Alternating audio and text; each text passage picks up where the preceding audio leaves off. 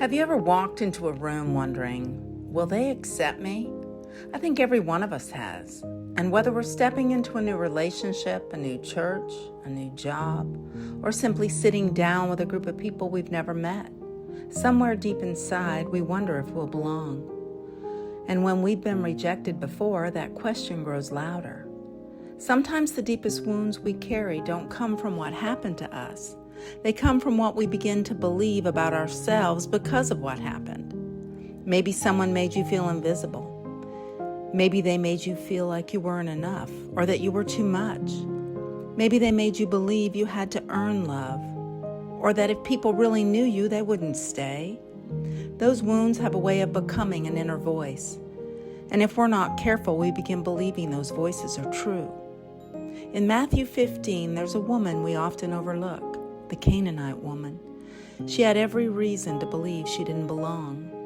She was an outsider, and the culture around her had already decided who she was. She had likely spent years hearing she wasn't worthy, that she didn't measure up, that she wasn't one of them. But here's what amazes me. She didn't let those voices define what she believed about Jesus. She believed his mercy was greater than the labels people had placed on her. She believed his compassion was greater than her rejection. So she came anyway. I wonder how often we do the opposite. Someone rejects us, a relationship ends, a parent criticizes us, or a church wounds us. And before long, we begin believing God must see us in that same way. But people are not God.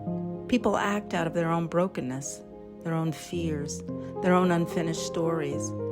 Their behavior may explain some of our wounds, but it should never become the measure of our worth.